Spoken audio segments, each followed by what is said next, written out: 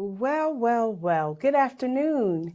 I am Asada Thomas. Welcome to day 2, session 2 of the Institute for Community Justice, Reentry, and Healthcare Summit, coming together for social justice in socially distant times. Well, so far we have heard from some dynamic and impactful speakers, both yesterday at the plenary session and today thus far with Dr. Jacqueline Bailey Davis of the Philadelphia Police Department. And it's not going to end. The rest of the week is filled with impactful speakers, but not just impactful speakers for speaking's sake, but those in supporting us in making some great action steps in moving forward for social justice. Today's session, this afternoon session, we will speak with Angeline Dean, who will speak about the intersection of education and the prison system. Our session will be hosted by Mr. Anthony Powell, who is the Reentry Center Manager at the Institute for Community Justice. But before we turn it over to Mr. Anthony Powell, you may have heard us speak about Man Up program at SCI Phoenix and Tyree Wallace, who is our keynote speaker on Friday. If you haven't heard about that thus far, we're going to give you just a snippet of what you have in store coming up on Friday. And so we will hear from Michael Lee, Assistant District Attorney, talking about Man Up and Tyree Wallace. And the next voice you will hear will be Mr. Anthony Powell, who will introduce our speaker of the day, Angeline Dean. Thank you. Stay tuned. It's good stuff. Can you introduce yourself to the people? Hello, my name is Mike Lee. I'm Director of Government Affairs and Supervisor of Adult Diversion for the Philadelphia District Attorney's Office. Man Up to me is long overdue that these wonderful men and women are recognized for the impact positively that they have, not just for themselves and for men, but for the community and the city of Philadelphia as a whole. Far too long, Philadelphia has systematically oppressed people of color, specifically black men, through economic control, law enforcement control, and a judicial system that sends people far from home and breaks up families. And Man Up is speaking directly to that by speaking truth to power, the power of the people. Whether you're incarcerated or not, you still have power to impact those around you, as well as those who are not around you, by being a model for what manhood should look like.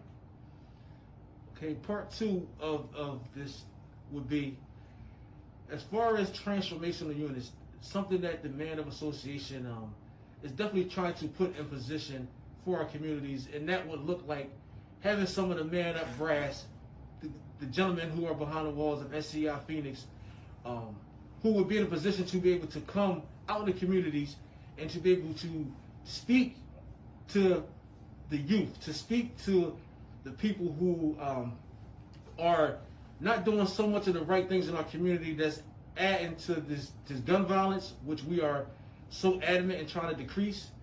Right now, the crime, the homicide rate is up 32%, and right now there's a need, and there's a call, there's a cry out for change. We are number 2 in the country for murders in this city of Philadelphia. So how would you feel about a transformational units being applied to the communities in certain parts? I think transformational unit would benefit everybody, from police who are trying to improve their clearance rate, to communities who want to feel safe, and most importantly, to people who want to give back. And for many years now, we have had some of our greatest resources in cages, and we need to bring those resources and ideas and compassion home so that everyone can benefit from the knowledge and lived experience. And I personally have attended Man Up sessions in the past, both behind the walls and on the streets, and it's impacted me, and I'm not a shooter.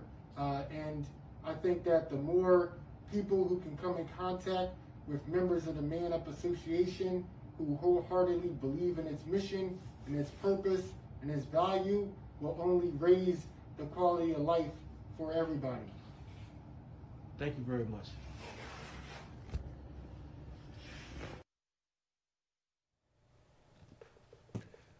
So good afternoon, everyone.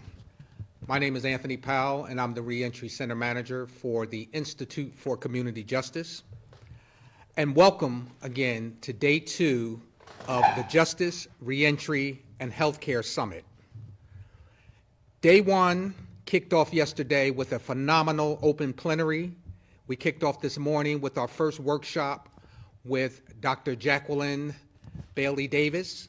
And this afternoon, we have the pleasure of kicking off our afternoon session with another phenomenal woman that I will have the pleasure of introducing in a moment. Today, again, is Imagine. Today's theme, Imagine, and guided by professionals in the field, we will imagine how the role of the police as well as the system of education in the United States can be drastically and dramatically changed in order to actually improve our communities. It will be an exciting and informative day as it has been thus far, and we encourage you again to sit back. If you did not get a chance to join us this morning, sit back this afternoon, relax, and enjoy today's festivities. It is indeed an honor and a pleasure to introduce our next facilitator, Ms. Angeline Dean. Angeline, who is a pioneer and a community activist and change agent in education and social justice. Angeline Dean holds a bachelor's degree in social science and a master's degree from the John S. Watson School of Public Policy at Thomas Edison, where she studied community and economic development in her bid to continue to be effective and innovative. Presently, Angeline is a Ph.D. candidate in a program addressing access, success, and equity in education with a social justice caveat. Her primary focus is the interconnectionality of systems and the predatory, intentional, innate nature of enslavement, along with the political economy of Black and brown bodies. Here, she built an oppression plantation paradigm, better known as OPP, Other People's Property, to be used in centering her dissertation and future social justice work in education as well as in her systems work. Ms. Dean has been called a lifesaver and a breath of fresh air, and her ability to bring different perspectives to challenging situations. She is an entrepreneur who is not afraid to take risks and possesses a keen sense of recognizing and responding to the call for change. Ms. Dean serves as an activist, organizer, and liaison to the faith-based community in her quest to bring White House aid to the city of Trenton, and a consultant for Faith in New Jersey, People Improving Lives Through Organizing, as the state transportation coordinator. Her work was instrumental in changing 1.7 million lives in New Jersey. Ms. Dean has ministered in the largest all-male federal prison system for 12 years, sat on child placement review, and supervised parent visitation boards for 5 years, and served as the committee woman of the District 2 for 2 terms. Moreover, Ms. Dean was appointed as the Governor's Human Relations Commission, and in 2015 named the New Jersey Assistant State Coordinator for the White House Initiative on Prayer in New Jersey. Her nonprofit's vanguard work in reentry afforded the nonprofit an opportunity to meet President Obama in Newark, New Jersey. Presently, Ms. Dean is an adjunct professor at Rowan University and facilitates the Institute for Community Justice Anger Management Program, where she has the privilege to go back into the prisons to speak. She also hosts numerous town halls addressing systems as plantations, and recently launched a new project, and which you can find at www.intersystemz.rocks. Angeline's favorite saying is, as a child of God, we should never live our lives in an average state. Average should never be our normal, for if we do not live our lives in an uncommon manner, then our very existence is unnecessary. Today, we will have the pleasure of hearing from Ms. Dean on the topic, Caging in Education, Understanding the Systems to Prison Pipeline and its Nexus. Without further ado, I'll turn it over to Ms. Angeline Dean. Greetings and good afternoon. Thank you so much, Mr. Powell, for that introduction. I want to give a special thanks to Ms. Asada Thomas. Thank you so much for this privilege and this opportunity to be another part of ICJ's work. And I also want to give a shout out to Man Up, Man Up, Man Up. What's up? I love you guys. I miss you guys. And it was just so great to come down here today and to see Michael Butler on the other side. I look forward to having the pleasure of greeting each one of you as you walk out. And as it was stated earlier, you will hear from an innocent man, Mr. Tyree Wallace, who is over this Man Up program, and I'm excited for Friday. But on today, before I move forward, I also would like to pay homage to the Lenni Lenape tribe, who were the true inhabitants of Philadelphia, whose stolen land I now rest my feet. And so the title, as you heard from Mr. Powell, is Caging in Education, Understanding the School to Prison Pipeline and its Nexus. So Dr. Miles Monroe, the late Dr. Miles Monroe, an ambassador, once posed a statement, and he said that when the purpose of a thing is misunderstood, abuse is inevitable. And so I just want to start with a poll question, asking what is the purpose, or what was the purpose of education? So if we can have poll question number 1.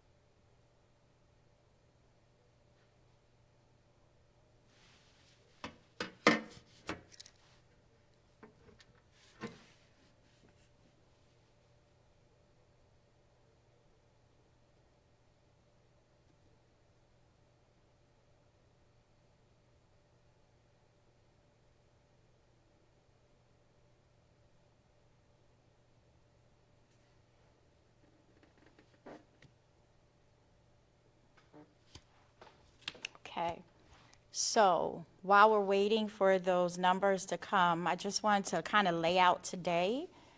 We're going to go over the purpose, the history of education, a little bit of the politics and theory, some statistics, and then action steps. Okay, so it looks like we have some numbers in. So 42 said class structure, 25% said innate citizenry, 24% said to promote religion, 17% said society, and 17% said to end liberty. So the primary focus and purpose of education initially was to promote religion.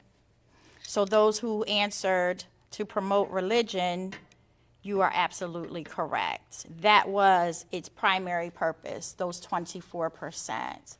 And so I just want to go over, and we're going to tie this in as we move forward. We're going to walk through a journey today to understand the predatorial and the intentionality of both the prison pipeline and its nexus. These things just did not happen by happenstance. And so Ta-Nehisi Coates once said, in America, it is traditional to destroy the black body. In fact, it is heritage.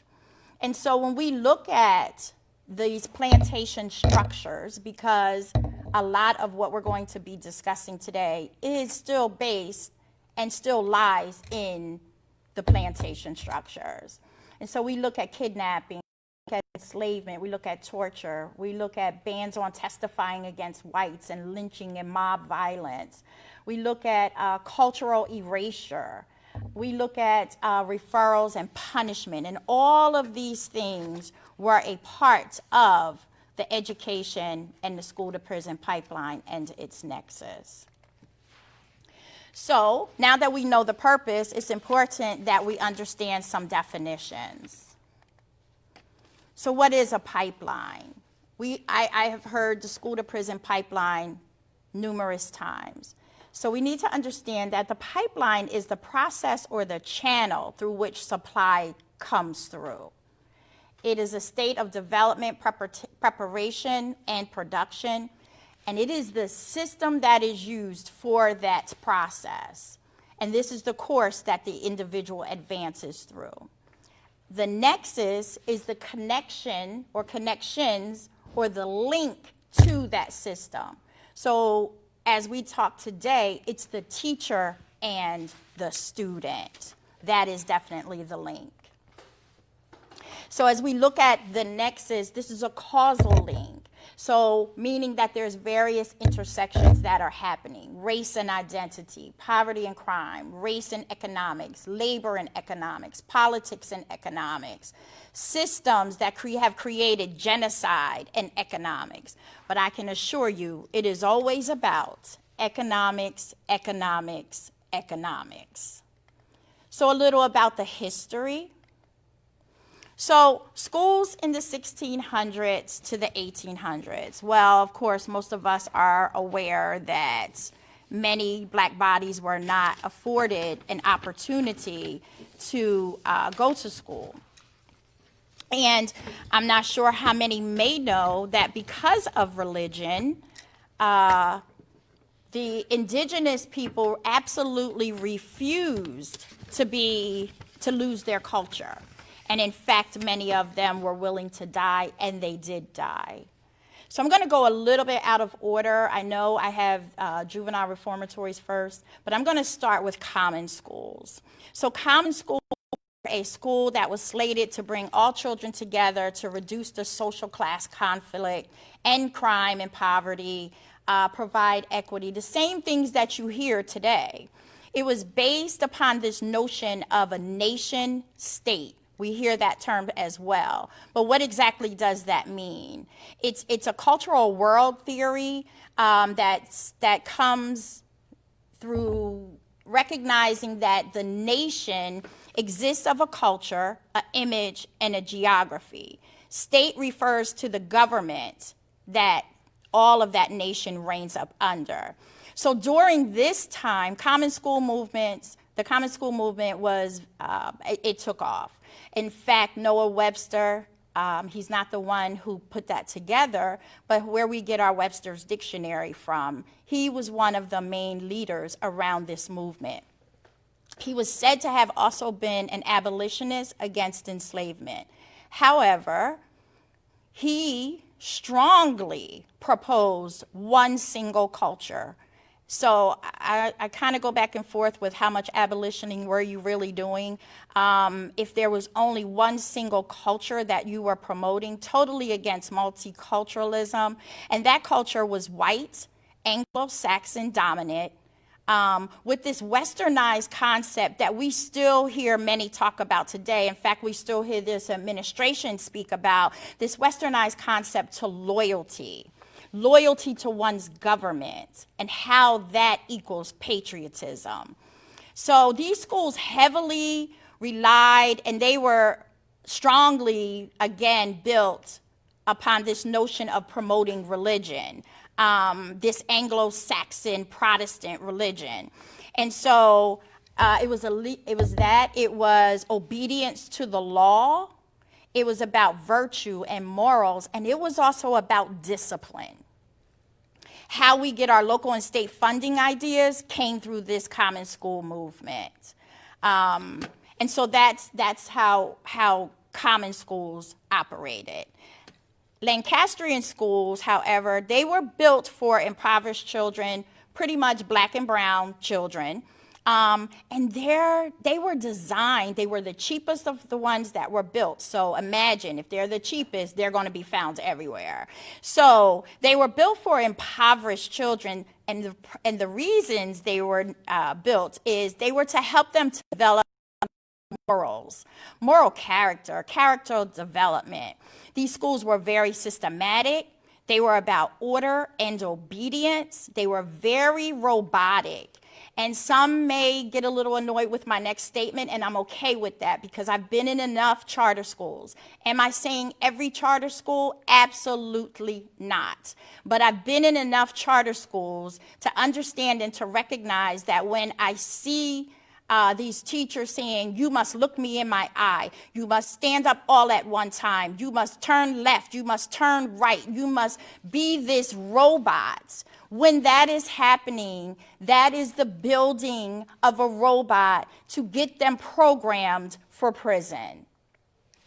So, children would get into trouble for things like talking too much, or if they could not sit still. Cultural competence and understand that the way our black and brown children learn, they learn through movement. Most of our children, that is our heritage. That is how we learn. We speak by expression. We do call and response. We do poetry. We do all of these things as a means of us learning because that is our cultural competence. So children like these would be punished. And some of the punishment that would happen would be, let's just see, a log placed around someone's neck. Yeah, if they kept moving too quickly or they wouldn't be still. And then in extreme cases, some children would be placed in a sack or in a basket, and they would be suspended in the roof of the school where everyone at the school would be made to view. Now let's just pause there for a minute. As we think about what Ta-Nehisi Coates and his quote said, this is nothing but another way and another form of lynching. So I'm going to hang you from over the school roof, and then I'm going to make everybody watch. Again, you didn't find white children really here. You found those who look like me. And so these were all the designs. And when we hear these buzzwords, renewal, reform, I would ask you, are we just redoing again, forming that which already was? So the next school, and it grew, right? So common schools, then Lancastrian schools, then juvenile reformatories, known as charity schools. So this was in the 1800s. These schools housed youth offenders, mainly a lot of the children that worked on farms. They would work from 5 a.m. to 7 p.m. Yes, 5 a.m. to 7 p.m. with 2 breaks, a half an hour for breakfast and a half an hour for dinner, often with the windows shut. And these children would then work in like textile factories. So we went from common schools where we were trying to reduce social class conflict to juvenile reformatories where youthful offenders would reside. And so they would be working in these spaces that were set up and designed exactly like prisons. And so initially, they were housed in separate buildings within prisons. And then in 1824, in the state of New York, they moved from within the prisons to their own spaces. And they were known as houses of refuge or systems for criminal education. Again, because back in the colonial times, we were known as savages and uncivilized people. So we had to have these spaces that fostered moral education, moral behavior, again, to train us to be submissive, to train us to be obedient to the law and loyal to our countries. So that's those 3 schools. So I want to move on just a little bit and stay within the history. So in the 1600s to 1800s, there was a law and a policy known as the Gun-Free Act. And so just real quick, this Gun-Free Act, of course, as you would imagine, Native Americans couldn't have guns. Catholics couldn't have, in some cases, depending where you resided in the North or the South, they were not allowed to have guns. Of course, enslaved any bodies that were enslaved Africans, of course, we were never allowed to have guns. And sometimes if we were found with a gun, that was an automatic 39 lashes. Indentured servants, who at that time were mainly the Irish, they too could not have guns. But this law is very important. And I found just this little, I don't want to call it a quote, but it's talking about guns. And it just basically, to paraphrase, it talks about we protect our president, we protect our superstars, our office buildings, our banks, all of that with guns.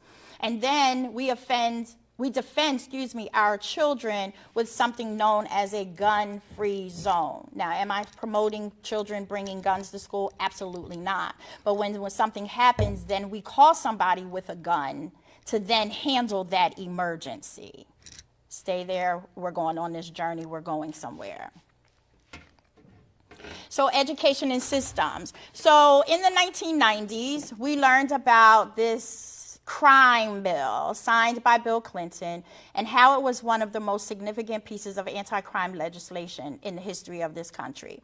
I need to be real clear and state, I'm not happy with anything in politics. If I could be an independent, I would, but I do recognize what is happening today. And I'm hoping that through this presentation, you will see that the same thing happening today, the same thing happening in colonial times is the same thing that this administration is trying to bring back into this day and time. However, on some of these bills, you be the judge. Was this intentional? Was this predatory? And as we move on, you'll be able to answer that question. So through this crime bill, federal funds to allow state and local police and law enforcement hire additional cops. This is when we got these cops programs and, this took off. But we need to be real clear that a main group of people that were at the table discussing this crime bill was the National Chief of Police. And they also supported another policy known as zero tolerance policy, and they gave heavy input into this law. Other political actors, We're the American Federation of Teachers, the National Education Association in the United States that advocate for professionals, elementary school and secondary school principals. And although the general consensus, some of these organizations did not agree with this policy, but they signed it anyway. This hurt, as you will see, many of our Black and brown bodies. So when we talk about the nexus, as it's stated, we talk about that connection and that link. And so I just want to speak a little bit to some theory, because as you heard, this nation state was built around this cultural world theory. And so when we look today and we hear this administration now saying and actually banning bias training and banning critical race theory, to which some I use in my own work. Critical race theory has 5 tenets. I'm not going to go into all of them. However, one of the main tenets is about this thought and this belief that maybe Black people should not have been freed on the premise of being a human, but we should have been freed on the premise of property. Because we are still our Black bodies are still the political economy of this United States. And so that then moves us into anti-Blackness. And I just want to stay here just for a minute, because when I hear about racism, someone said to me, well, Angeline, racism exists everywhere. And I had to say, I'm not talking about racism. I'm talking about anti-Blackness. And I need to be very clear in what I'm speaking about. So what is the difference? Racism at least acknowledges that, yes, I'm doing this against a person. Anti-Blackness is like what we saw with Breonna Taylor, where we had a Black man stand there and tell us that nothing's going to be charged against her being assassinated and murdered. And so when you do that, you rendered what he did, and that this whole administration rendered her body invisible. They said she never existed. That's what happened when we saw that ruling come down. They said, oh, no, absolutely. Breonna Taylor, like, who is that? I'm more concerned about the bullets that went into the next door neighbor's house, because I see him and I don't see her. And that's what happens with anti-Blackness. We are rendered invisible. And that's what happened with her body. So we are not human, and she was not human. She was not worthy to be seen because she was Black. Let's be very clear about the difference in what we mean when we speak about racism and when we speak about anti-Blackness.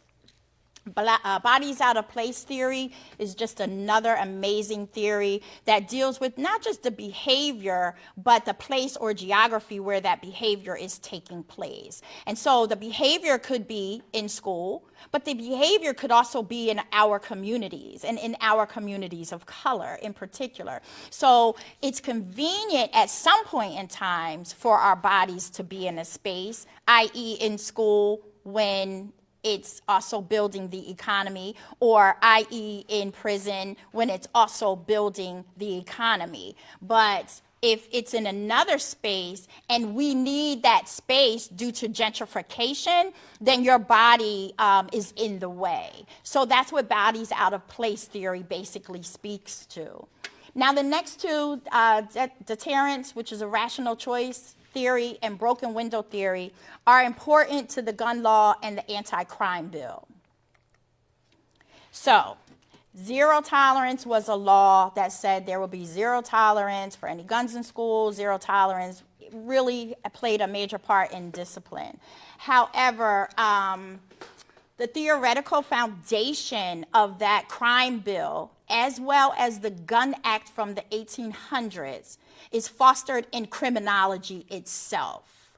So it was this thought process that suggested that people will guide themselves in their behavior if they understood that punishment was coming. And so the deterrence theory basically talked about they'd be smart enough to make a rational choice in what to do and what to do next. Now, broken window theory, however, suggested that those who lived in certain areas with broken windows would continue this mindset, this savage, uncivilized mindset of breaking more windows, of destroying cars, of you would see just abandonment and blight. And so, of course, they associated that to Black communities. However, I'm not going to go far into it, but if you do a little research on broken window theory, you will find that when there was this pilot test that was conducted with a car left in Newark, New Jersey, and then a car left in a influential white neighborhood in California. And you will also read that just as much damage and stealing and vandalism, whatever, however you want to say it, what had happened in Newark also took place in California with wealthy, elite white people. And so this theory was then attached to these laws, but saying that we are now going to put these resource officers in your Black schools. We are now going to increase policing in your Black schools. And we are also going to increase policing in the stop and frisk, because this is also the law that was attached to stop and frisk around policing. And who was disproportionately targeted? Black bodies. And so this was the law around policing. So even policing, as we think of policing on the outside, it's also this policing that's happening on the inside with Black and brown bodies. In fact, it's called order maintenance. So we're going to maintain order at however we need to do it. Some statistics. Now, I just want to start by saying, even before I go here, I just want to start by saying that these statistics are just a little outdated, maybe by 3 or 4 years. And here's why. And I chose these so that you could see a picture and that you could see the flow of what was happening through this crime bill, what was happening by Republicans and Democrats, because once the crime bill went into the Education Goals Act, it came back in again with Child's Left Behind. So it was signed by both parties, and both knew what was happening, which you'll see again. So that's why I speak so highly of this intentionality and the predatory nature of enslavement and this political economy upon our bodies. And so, I chose these next slides so that you can get a picture versus an Excel spreadsheet. But I found out last night when I went back on, I said, let me go see just to make sure, let me double check if I can find something that has some type of picture so that people can both see and hear. And what I found out that the 2015 and 2016 information, civil rights data, had been updated in 2019, which is why I couldn't find some of it before. However, it's not put together the way you're going to see these slides. And so again, remembering we have this change of administration. And what I also found was several articles that said that this Department of Education that we presently are in under this administration is no longer releasing civil rights data at this time. I did not know that. And they are now presently discussing no longer breaking down data by race, by sex, and other civil rights related categories, such as pre-K enrollment and pre-K suspension, which you're going to hear about, along with advanced placement, which is another category that is most oftentimes not even offered to our young black students. And so therefore there's a disproportionality around that as well. But I repeat, if you Google, you will find yourself that this Department of Education is no longer releasing civil rights data at this time. Do you understand what that means? So here are some statistics. So, disparate discipline rates. So as we look at this, we can see that this again around 2014, 18% of overall enrollment of blacks with a 35% in school, so 18%, 35% had an in-school suspension, 35% had an out-of-school suspension, 46% had multiple out-of-school suspensions, and 39% had expulsions. If we look at the Hispanic data on here, it's kind of level out, but if we were to look at some updated data, you will not find that leveling. So I just want to be clear about that. You will see whites represented 51% of overall enrollment, with only, shouldn't say only, with 39% of in-school suspensions, 36% of out-of-school suspensions, 29% of multiple out-of-school suspensions compared to 46% and 33% expulsions. Now, when we look at the arrest and referrals to law enforcement, over 70% of students involved in school related arrests or referrals to law enforcement are Hispanic or African American. So what does that mean for the prison system, right? So here's this nexus, here's this pipeline in full effect. And I also want to, we'll get there. So here's another stat that looks at even the rising numbers of the indigenous population and how they are being suspended as well. As you can see on here, 13% of indigenous boys and 7% of indigenous girls, they are being out suspended even above the rates of white children. But again, 20% of black boys are being suspended, and 12% of black girls are being suspended. I wanted to include students with disabilities because oftentimes we forget those students. And so I wanted to make sure that they were included as well. Their voice is being heard and they are being made visible as well. So once again, indigenous numbers, we see 29% of indigenous boys and 20% of indigenous girls, and we see 27% of boys and 19% of girls. Again, high numbers. Also, looking at those with 2 or more races, we see 34% of boys and 27% of girls. I don't have the breakdown of how those races are broken down, just an FYI.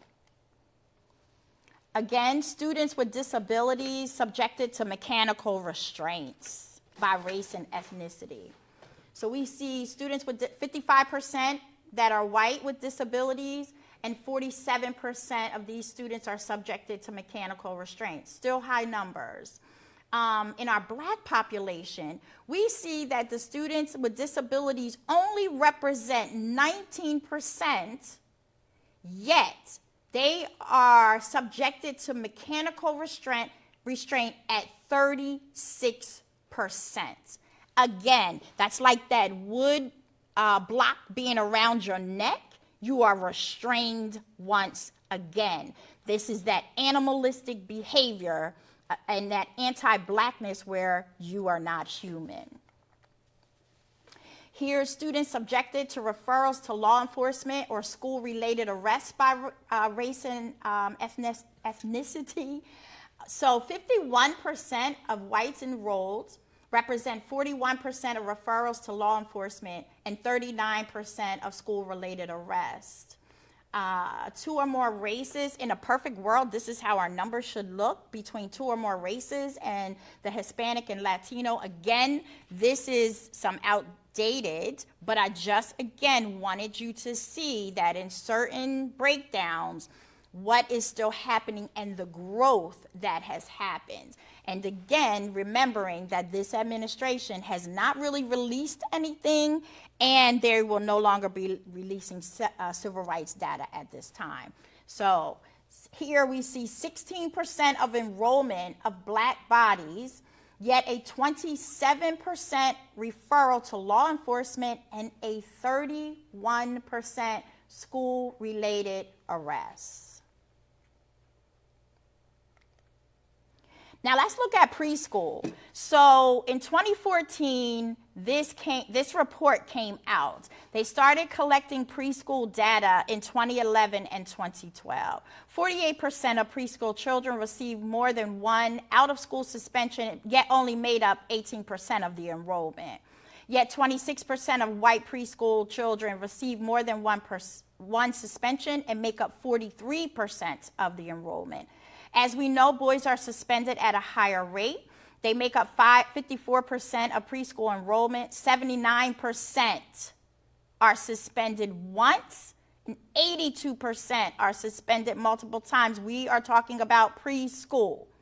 African American girls represent 20% of female preschool enrollment, but 54% of female preschool children receive one or more out-of-school suspension. African American preschool children are 3.6 times more likely to receive one or more out-of-school suspension as their white counterparts.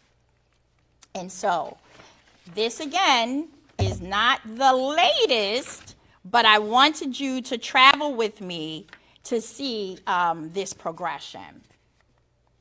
And here we go again with some preschool numbers.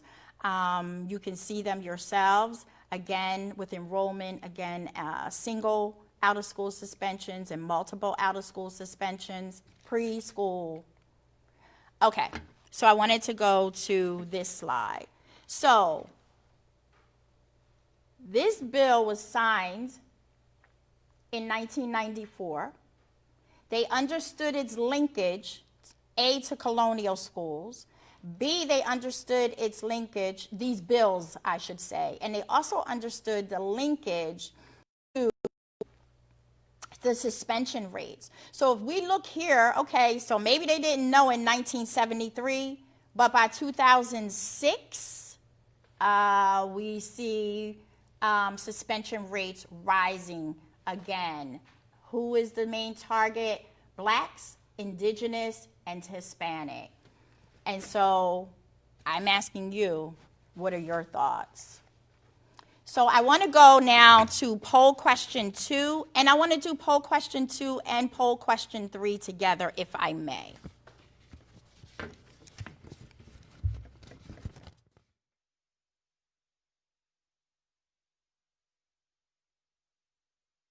Schools have no teachers of color. So if we can do that one first.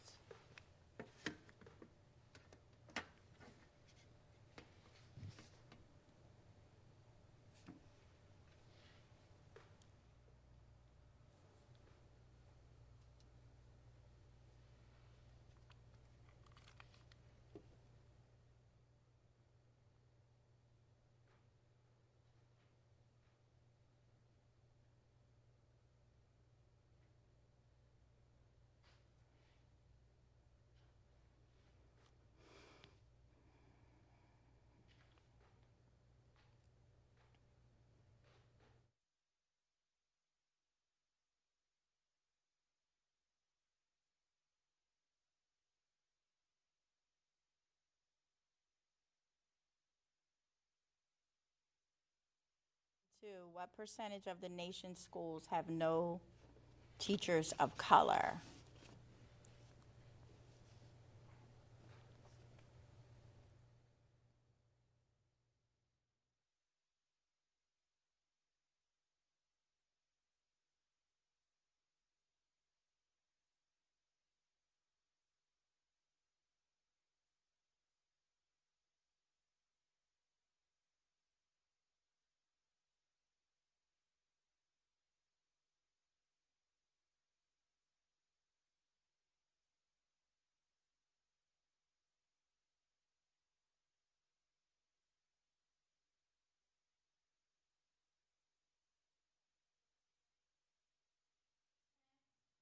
9% said 25%, 29% said 40%, and 22% said 75%. And the correct answer is 40%. I'm going to go into that as soon as we answer poll question number 3. There are more black men in prison than in college. True or false?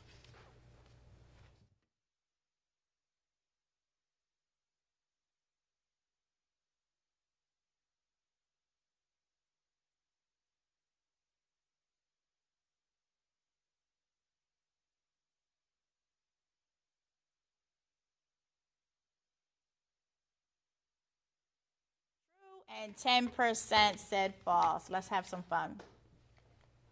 Okay. So yes, 40% of our nation's schools have no teachers of color.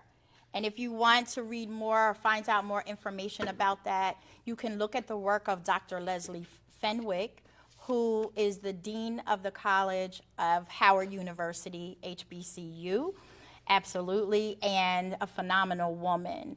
And so I just had a recent opportunity to sit with her along with some other scholars of color, where she also spoke about 70% of inner city teachers are white and 70% of inner city principals are white. Those who serve K through 12 via gender or race. So African Americans hold more doctorate degrees, more years of experience as teachers, principals, and principals to superintendents. So on those tracks, African Americans hold more doctorate degrees.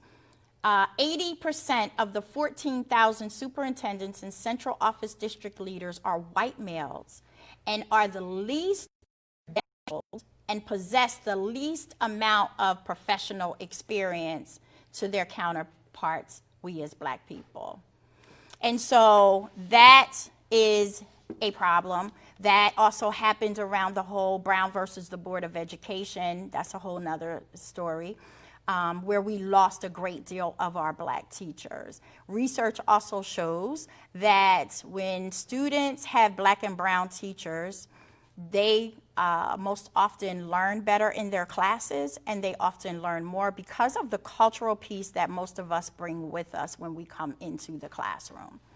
And so I want to challenge some of you who said 90% true and 10% false. I want to challenge you to begin to read the work of Ivory Toldson, Toldson, another amazing psychologist out of Howard University. He says, and he just released a new book, 1.4 plus million black men are in college versus 784,000 black men in prison. Why is this important? Because we as a people, most oftentimes are fed information that we don't even research ourselves. And so Dr. Toldson tells this, and I hope I do justice. He says, what do people who state that there are more black men in prison than in college have in common with those who invented the Jerry curl? And his responses to that is they were both invented by white men, and they leave nasty stains on the shoulders of black bodies. Why is that important? Because he begins to talk about how we as a people take these narratives and we don't research them for ourselves, and then we further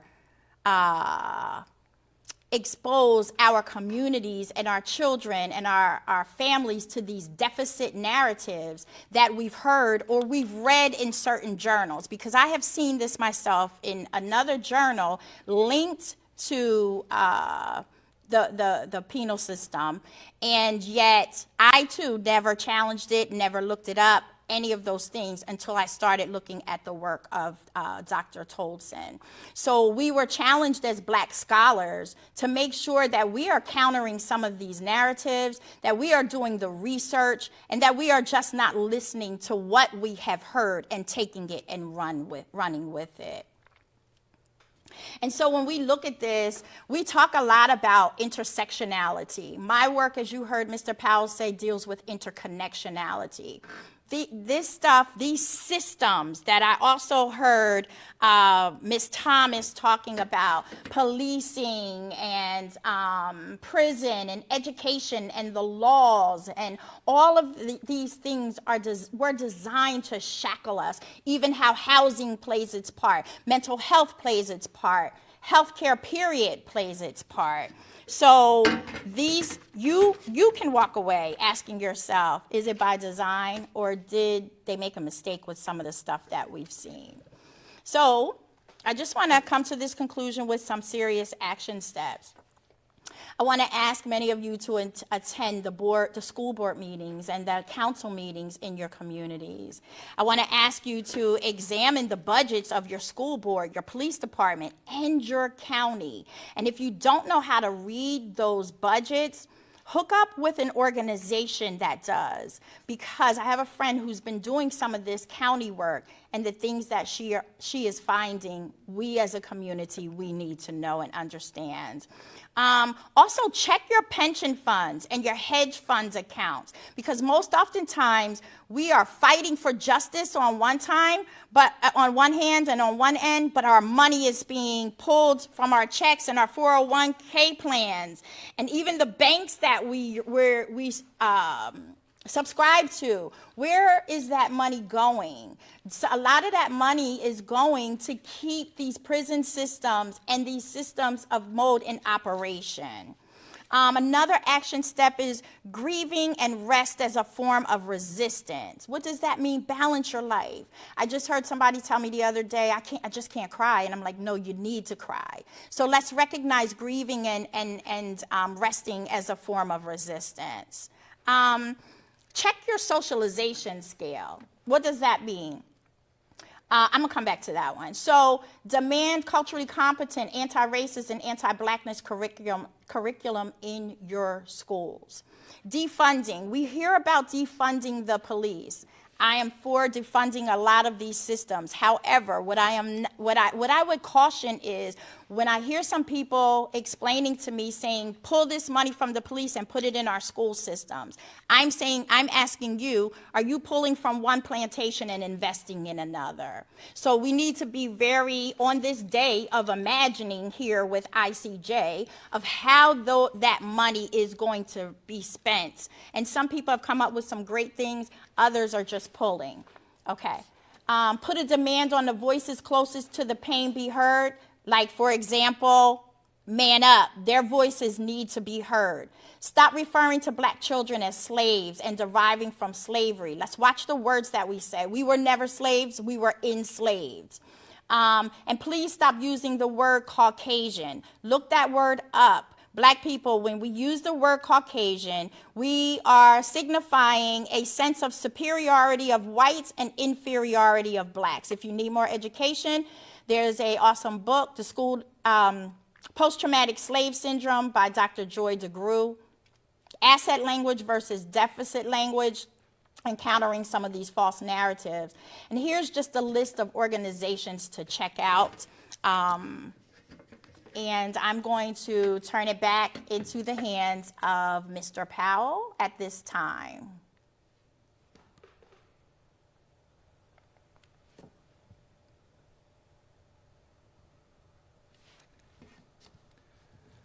Well, thank you, Angeline Dean, for that astounding and powerful presentation and your overview of caging in education, understanding the school to prison pipeline and its nexus. I tell you, it's really an ideal time to speak on such a subject as we all can relate to right now during these distressed times and of unrest and protest in America. We hope that you all were enlightened by the detailed and comprehensive presentation by Ms. Dean, and hope that you were educated and moved with the information that she shared about interconnectionality of systems and the predatory, intentional, innate nature of enslavement along with political economy of Black and brown bodies. We thank you, Ms. Dean, as always, for the information that you shared with us. We want to go to now talk, you heard us talk a little bit about Man Up, and I want to cue in a young man who has been with us at ICJ for about a year and a half or so, Radi Hammett. Radi came to us when he was released from prison, specifically for services at ICJ. And through that effort and his diligence in making sure that he reunite with his family, get reacclimated back to society, and really come home to make a difference and be a change agent in the work of reentry, he presented himself in a way that we were able to bring Radi on first as one of our community outreach workers, where he did a phenomenal job for about 6 months out in the community, talking about the work of reentry services. From that, we were able to bring Radi on as a full-time employee with Philadelphia Fight and the Institute for Community Justice, where he now serves as a full-time prison linkage specialist and work with many of the men and women behind the walls in preparing them and supporting them for their return home. Along with that, Radi has taken on the challenge of the Man Up initiative that ICJ has adopted and been a great support and partnership with at SCI Phoenix. And Radi has been our point of contact in making sure that he become educated and well acquainted with the founders and the movement of Man Up.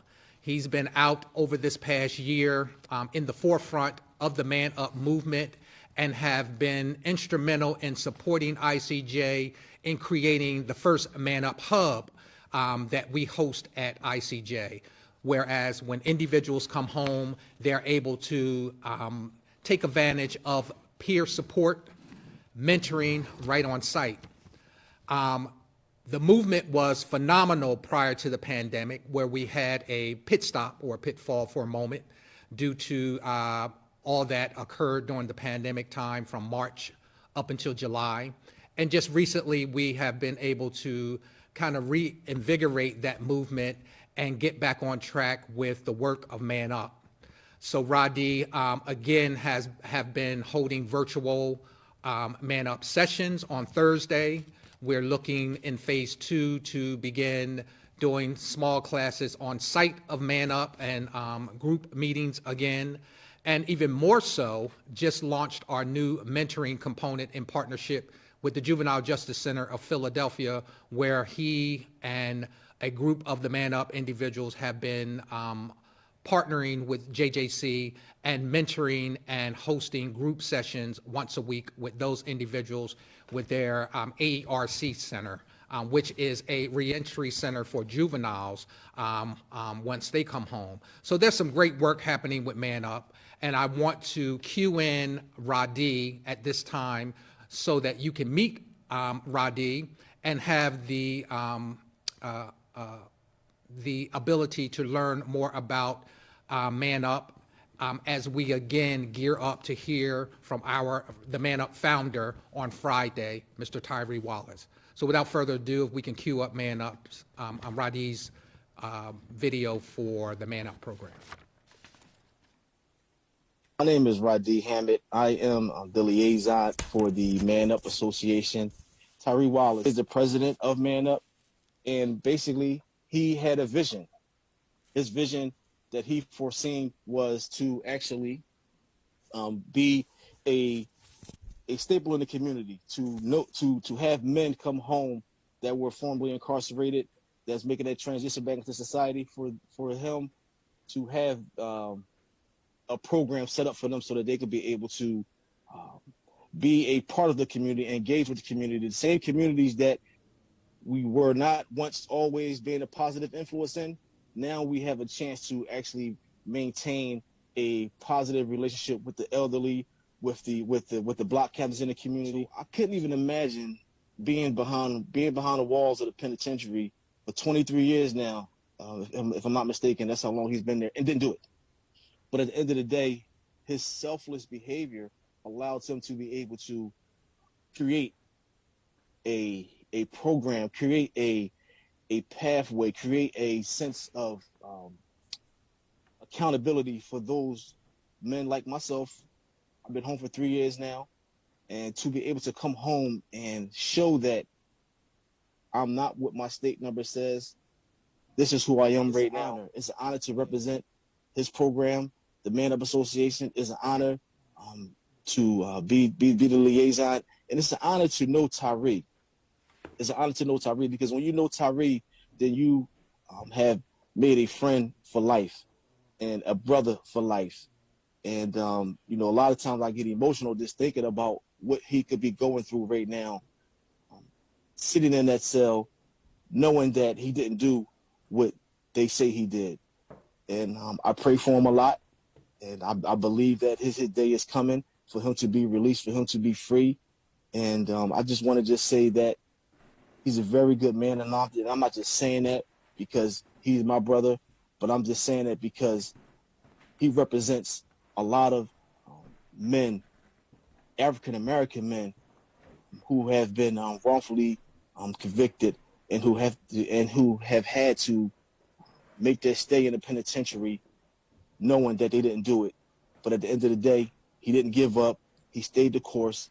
And I don't know anyone, me personally, I don't know anyone that has been wrongfully convicted of something and that put that to the side, but still had the time to create a program for the betterment of the men in the community so that they won't be in the predicament that he was in, or even that I was in when I was incarcerated. And I just know that great things are on the horizon for the Man Up Association, for Tyree Wallace. And I just want to just say that, you know, I just pray that he comes home and that he gets to live his life like he always wanted to and like he always talks about living. Thank you.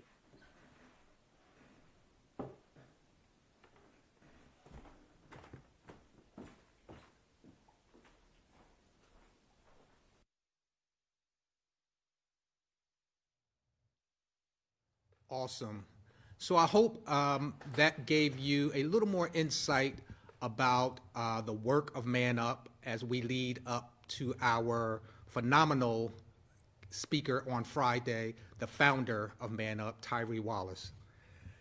Today has been a phenomenal day, day 2 of ICJ's Justice, Reentry, and Healthcare Virtual Summit.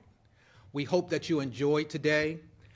In closing, I just want to take this opportunity to thank Dr. Jacqueline Bailey Davis for our morning opening workshop on evolving Philadelphia police and community relations from fragility to forgiveness by the utilization of the ABC model.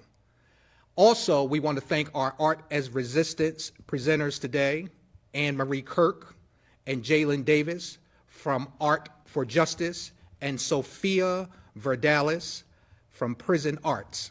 We want to thank them for their presentation of the Art as Resistance segment of today's event. And of course, this afternoon, my sister, Angeline Dean, on her phenomenal workshop on caging in education, understanding the school to prison pipeline and its nexus. And last but not least, we can't forget our presenters for today from Man Up. We thank you again for joining us on day 2, which our theme was Imagine, and invite you to return tomorrow morning on day 3, where we will focus, our theme tomorrow will be Grow, and we will focus on 2 areas. Our morning guests will be from the Defenders Association of Philadelphia, where they will present on Know Your Systems, Navigating the New Norm. And then in the afternoon, we will focus our energy on Amend the 13th Movement, which we will focus around voter registration and the importance of making sure that we vote, vote, vote. I also want to put in, lastly, a plug for our services at ICJ.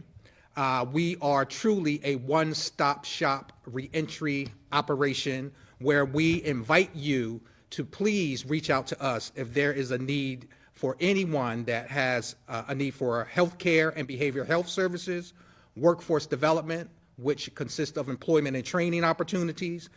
Let's not forget again our Man Up mentoring and peer support group, and many of our reentry programs and services around classes that we offer, which is the anger management that Ms. Dean actually instructs, our family reunification program, parenting, digital literacy, and GED services.